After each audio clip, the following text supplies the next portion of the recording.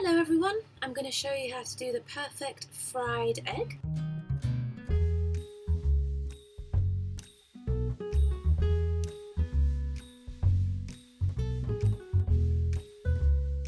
I've got a little saucepan here. It's a non-stick saucepan, which I think makes life a lot easier, but you're welcome to try this with other types of pans.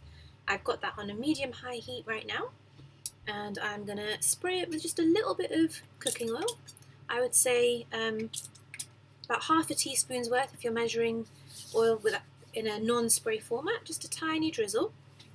And what you can do, if you want to make sure that that oil is sort of really spread out, is you can just use one of these little pastry brushes just to make sure that you've got all the edges there, because as soon as you crack that egg into your pan, it's going to spread, and this ensures that you've got an even coating of oil.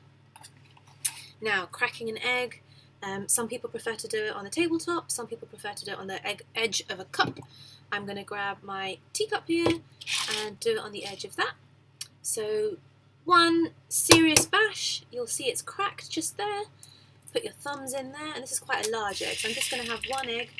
And you can see that's already sizzling. Perfect. And I've got a pan here that's almost a perfect match to the size of that egg. And depending on how you like your eggs, you may prefer them sunny side up, you might prefer them over easy.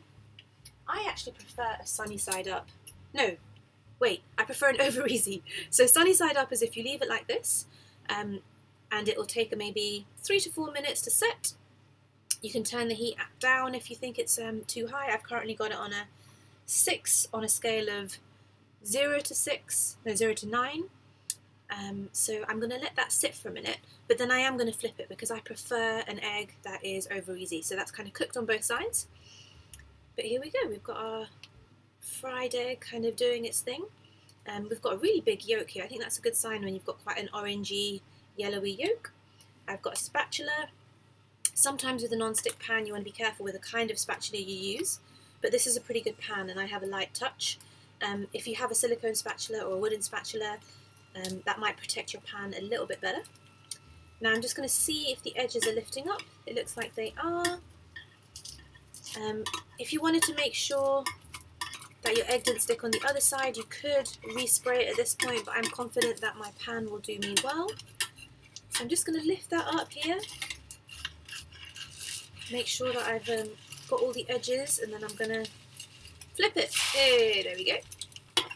And you don't see over easy eggs in this country that much, but I think I prefer the slightly more cooked texture of this. And that is almost ready to serve, so I'm going to grab a bowl.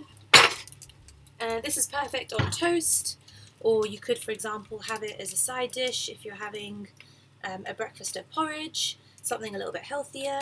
I'm actually going to turn the heat down now completely. So it's just going to cook for another few seconds in that residual heat.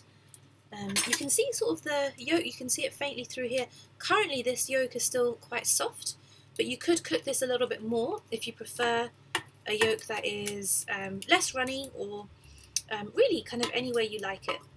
I tend to like my eggs a little bit soft, but I know some people prefer them, hard boiled or a little bit harder. So here we go, I'm going to lift that up, and again it needs a little bit of coaxing. Get that off the pan, and we have our perfect fried egg, and not a sunny side egg, but an over easy, perfectly fried egg.